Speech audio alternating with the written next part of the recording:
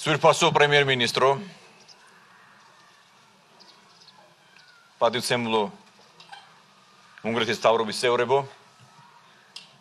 სვირფასო სტუმრებო მეგობრებო მე მინდა კიდევ ერთხელ მივესალმო ჩვენი ქვეყნის ნამდვილ მეგობარს და ძლიერ მხარდამჭერს ბატონ ვიქტორ ორბანს მე ბედნიერი ვარ და მოხარული ვარ რომ პრემიერ-მინისტრი ვიქტორ ორბანი თავის კაბინეტთან ერთად ჩამობრძანდა საქართველოში და ჩვენ დღეს გავმართეთ პირველი მთავრობათა შორისი სამიტი რომელიც შეიძლება ითქვას რომ არის უნიკალური და შეიძლება ითქვას რომ დღეს ისტორიული დღეა საქართველოსა და უნგრეთის რესპუბლიკებს შორის ურთიერთობებში.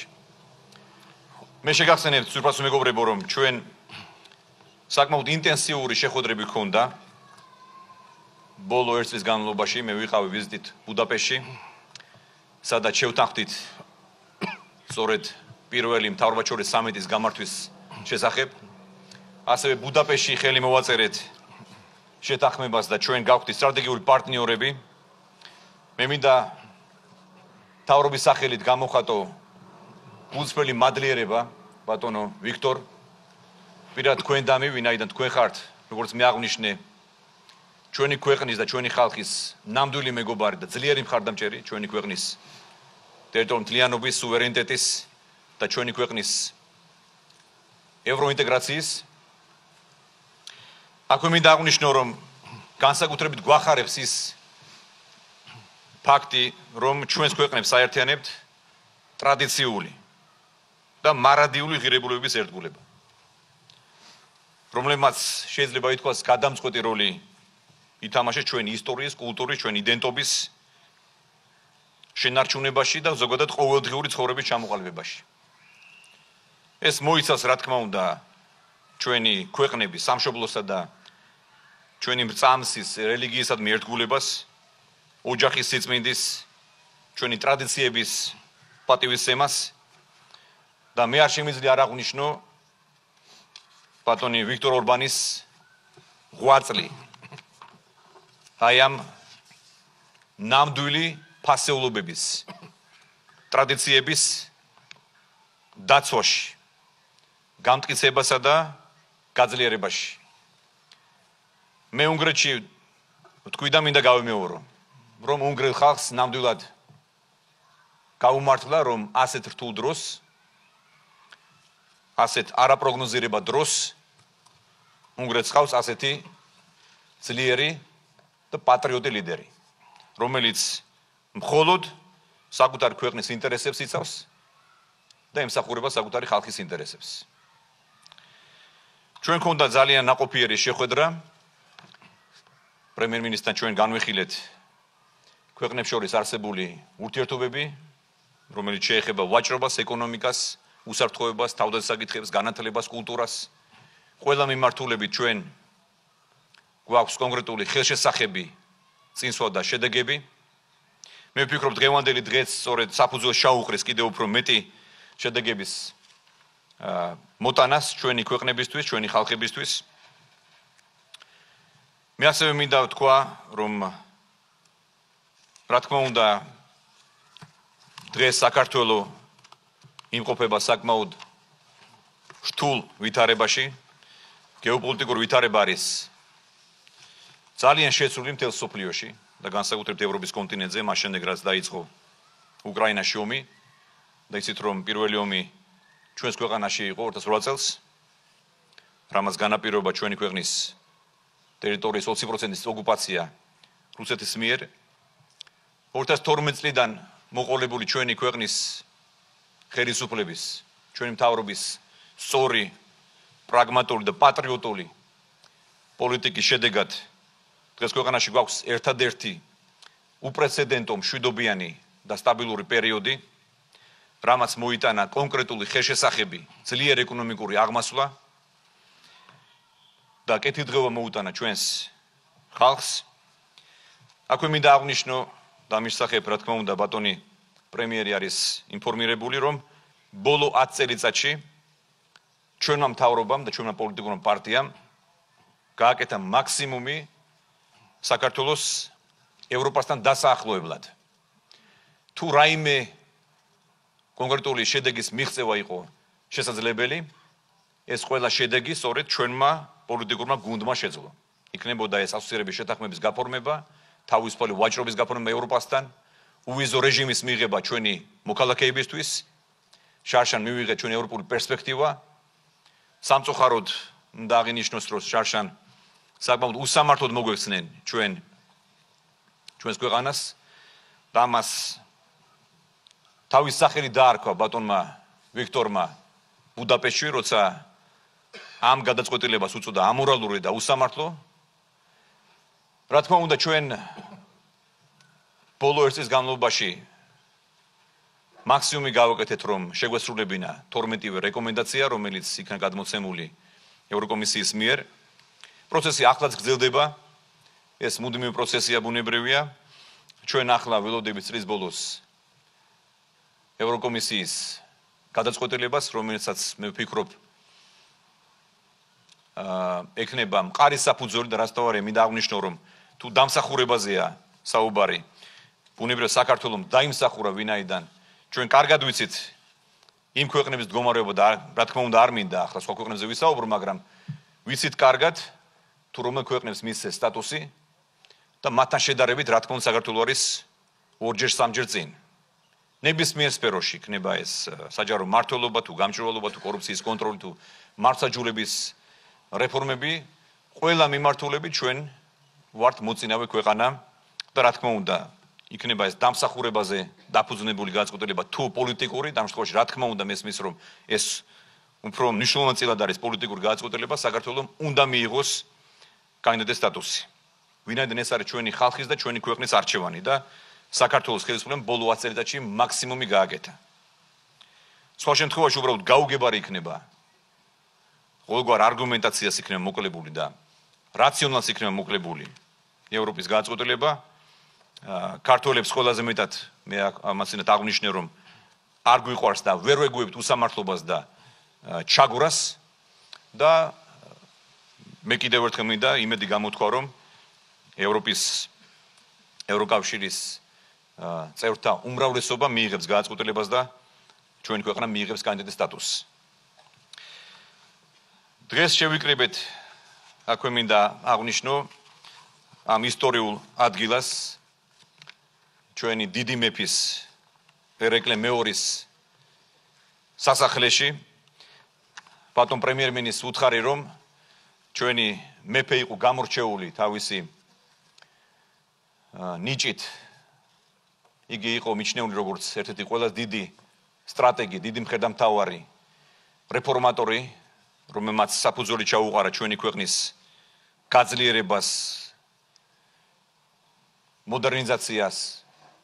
მეფე ერეკლე ყოველთვის ისწრაფოდა ჩვენი ქვეყნის ევროპასთან დაახლოებისკენ.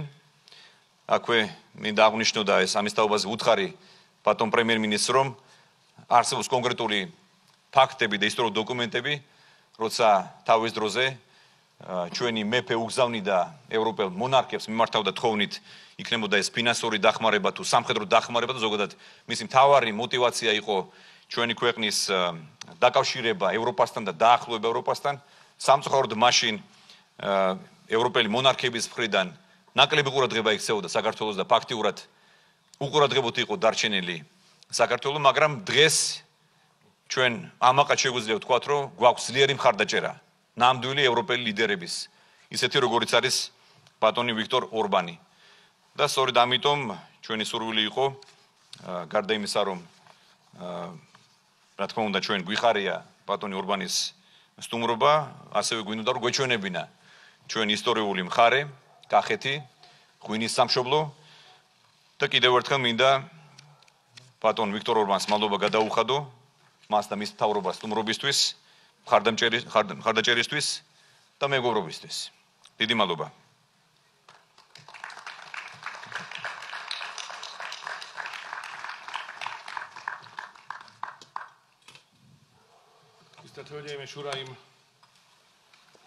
Აბსოლუტურად ქალბატონებო და ბატონებო, ძალიან დიდი მადლობა.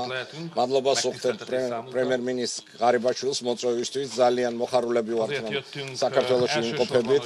ჩვენთვის პატივია ამ ყოფნა. მიზეზი რატომ ჩამოვედით? უპირველესად იყო ის იყო პატივისცემა და დაფასება გამოგვეხატა უნგრელი ხალხის მხრიდან საქართველოს ხალხისადმი. ჩვენ მაღალ შეფასებას ვაძლევთ იმ ბრძოლას, რომელსაც რამდენიმე 100 წელი აფორციელებთ, რომ შეინარჩუნოთ ქრისტიანული სახელმწიფო. ჩვენ ვიცით თუ რა ბრძოლაა ჩვენი უნგრული ისტორიიდან ვიცით. ეს რომლებიც როგორ იბრძოდნენ ქვეყნები, რომლებიც თავის რწმენას არ თმობდნენ და წინვალე განვითარების მაღალ შეფასებას ვაძლევთ, რომელიც თქვენ განახორციელებთ ქვეყანაში. ყველა იბრძვის იმისთვის, რომ შენარჩუნებული იყოს ეკონომიკური დონე, რომელიც იქნება ძალიან მაღალი. თქვენ გვანახებთ განვითარების ძალიან მაღალი მაჩვენებლები ეკონომიკაში და ინარჩუნებთ უკვე რამდენიმე წელია. თქვენი დაახლოება ევროკავშირთან უნდა იყოს გაცილებით უფრო მარტივი ამის თვალსაზრისით, მაგრამ ჩვენი შეხვედრა იყო იმ ფონზე, რომ გლობალური უსაფრთხოების სიტუაცია არასდროს არ ყოფილა იმაზე უარესი, ვიდრე დღეს იმყოფება. დღეს არის ბოლო 30 წლის განმავლობაში. თანამშრომლობა ვიხილავდით ორ ქვეყანას შორის, ჩვენ ასევე ვიხილავდით ასევე ძალიან მნიშვნელოვან გლობალურ უსაფრთხოების საკითხებს. ჩვენ ორი მთავრობის შეხვედრა ჩავატარეთ, რომელსაც გააჩნიათ ისტორიული გამოცდილება იმის ცოდნისა, რომ მშვიდობა ყოველთვის ჯობია ომს. ჩვენ ყოველთვის უნდა ვიბრძოლოთ საერთაშორისო პოლიტიკაში, რომ რაც შეიძლება კონფლიქტები, რაც შეიძლება სწრაფად დასრულდეს სამშვიდობო შეთანხმებით, ეს არის უმთავრესი განვითარებისთვის. ჩვენ უნდა განვაცხადოთ, რომ სოფლიო ჯერ შორს არის ამისგან. ჩვენ ქართველები და უნგრელები ერთმანეთს გავართ, ჩვენ ყველაფერს ვაკეთებთ ორი ქვეყნის თანამშრომლობის მეშვეობით, რომ ამას გზა გვაუყვალოთ. ჩვენ დავიწყეთ სტრატეგიული ხელშეკრულების შესრულება, რომელსაც ხელი მოაწერა ორივე ქვეყანამ. ჩემმა მეგობარმა ბატონმა ირაკლიმ ბრძანამ, რომ უნგრეთი გახლავთ საქართველოს ევროპული მისწრაფების ყარი მხარდამჭერი. ჩვენ ფიქრობთ, რომ ეს არის სამართლიანი, რომ საქართველოს უნდა მიენიჭოს ევროკავშირთან დაახლოების საშუალება და ეს არის ასევე ევროპულ ინტერესებში. მე მახსოვს ცენტრალური აღმოსავლეთ ევროპის ქვეყნები როგორ უერთდებოდნენ ევროკავშირს, ეს არის 2000-იანი წლების შუა პერიოდი. ჩვენ შევქმნით კონკურენტუნარიანობა ევროკავშირის. უნგრეთი რომ არ გაწევრიანებულიყო იმ პერიოდში, ჩავარდებოდა ევროკავშირის ეკონომიკური ზრდის მაჩვენებელი, ეკონომიკური ზრდა უკანასკნელი 20 წლის შეიძლება მივაკუთვნოთ ძირითადად ცენტრალური ევროპის რეგიონის გაწევრიანებას, რაც ნიშნავს, რომ ევროპული კავშირს სჭირდება ესეთი დინამიზმი, ესეთი ენერგია, ისეთი ადამიანები, ვისაც სურთ იმუშაოთ, ვისაც სურთ კრეატიულები, ვისაც გააჩნიათ ამბიციები. თუ ევროპა არ მიიღებს ესეთ ადამიანებს, როდესაც დრო დადგება, საბოლოოდ ევროკავშირი ფას გადაიხდის ამისთვის, რომ დაკარგავს თავის კონკურენტუნარიანობას. პატივცემულო ქალბატონებო და ბატონებო, ამ კონტექსტში საქართველოს გახლავთ ქვეყანა, რომელიც განსაკუთრებით იმსახურებს აღნიშნულ სტატუსს. რა თქმა უნდა, ეკონომიკური მაჩვენებლები, რომელიც ქვეყანას გააჩნია,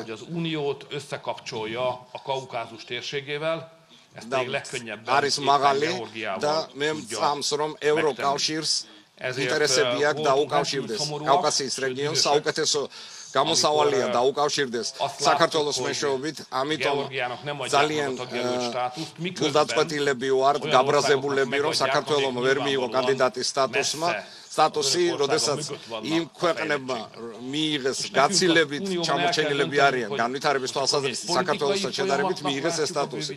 ჩვენ ევროკავშირში უნდა გადავწყვიტოთ, ხედავთ გაფართოებას როგორც პოლიტიკურ პროცესს, თუ რასაც ვამბობთ, მართალია ეს დამსახურებაზე დამყარებული პროცესია. ეს არის ეს დამსახურებაზე დამყარებული პროცესი თუ არის, ის რაც მოხდა არის საკმაოდ უსამართლო.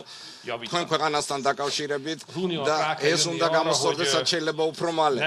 ევროკავშირმა უნდა გაიაზროს, რომ ჩვენ ვერ მოვახდენთ მოდერნიზებას ევროპული ენერგოსისტემისა, ევროპული ეკონომიკის წიდრო თანამშრომლობის გარეშე თქვენ ქვეყანასთან. ამიტომაც ინფრასტრუქტურული თანამშრომლობის პროგრამები აზერბაიჯანი, საქართველო, რუმინეთი, უნგრეთი, მწვანე დერეფანი გახლავთ სასიცოცხლოდ მნიშვნელოვანი. ევროკავშირისთვის ეს გახლავთ უზარმაზარი პროექტი, რაზეც ვლაპარაკობ, რომელიც მრავალი წლების განმავლობაში მომავალში იქნება ეკონომიკური ზრდის წყარო ყველა მონაწილე წევრი ქვეყნისთვის. და მინდა ასევე მოვახსენო საქართველოს საზოგადოებას, რომ ჩვენ ხელი მოვაწერეთ მთელ რიგ ორმხრივ შეთანხმებებს. ჩვენ გვაქვს ძალიან სერიოზული იდეები ეკონომიკური თანამშრომლობისა, სოფლის მეურნეობის, წყლის რესურსების მართვის, ფარმაცევტულ, ფისკალურ ინდუსტრიაში. ჩვენ გვაქვს ფლაგმანი ინიციატივები უნგრულ კომპანიებთან, საავიაციო კომპანიებთან, რომლებიც არიან ბაზრის ლიდერები, სერვის პროვაიდერები თქვენ ქვეყანაში, რომლებიც ასევე გზას უკვალავენ სხვა კომპანიებს. ჩვენ 80 სტიპენდიას გავცემთ ქართველ სტუდენტებზე, რომ ჩამოვიდნენ ბუდაპეშტში, უნგრეთში, რომ ისწავლონ უნგრეთში. ეს ჩვენთვის ძალიან დიდი პატივია მათი მიღება, მაგრამ ეს არის ინვესტიცია საქართველოში და ესენი იქნებიან ნამდვილი ჭეშმარიტი ელჩები ორი ხალხის მეგობრობისა. და ბოლოს მინდა გავიმეორო ბატონი ღარიბაშვილის პრემიერ-მინისტრის სიტყვები, რომელმაც განაცხადა, რომ ღრმა საფუძველი მეგობრობისთვის გახლავთ ერთიანი ქრისტიანული ტრადიცია ორივე ქვეყნისთვის. არ არის ადვილი იყო ქრისტიანი ევროპაში, არ არის ადვილი მართო ქრისტიანული მთავრობა ევროპაში და მე ვთვლი, რომ ჩვენი ქრისტიანული ტრადიციები გახლავთ უმაღლესი ღირებულების, რომელიც იქნება ძალიან კარგი საფუძველი, რომელზეც შეგვიძლია დავაშენოთ და ყველა ცდილობა, რომ არ იქნას გამოყენებული ეს საფუძველი, განწირულია წარუმატებლობისთვის. დაცვა ქრისტიანული ტრადიციების გახლავთ წინაპირობა ევროპული კონკურენტიანობისთვის და ჩვენ მივესალმებით და ქვეყნები გადაწყვეტენ და დაუახლოვდნენ ევროკავშირს, რომლებიც დგანან ამ მემკვიდრეობაზე. ეს რომ იწევდეს ძალიან სერიოზულ არგუმენტებსა და დებატებს ევროკავშირში, ქალბატონებო და ბატონებო, ჩვენ მოვედით კარგი განზრახვით, ჩვენ გვინდა შევქმნათ ძლიერი ევროპა ერთად და უახლოესი მომავალში გვინდა დავინახოთ, რომ ორი კავშირი, ორი ქვეყანა ეკუთვნის ერთ და იგივე პოლიტიკურ კავშირს, ევროკავშირს, ღმერთმა დალოცოს საქართველოს, გილოცავთ, გისურვებთ ფანტასტიკურ შედეგებს და ძალიან დიდი მადლობა სტუმართმასპინძლობისთვის, ბატონო პრემიერი.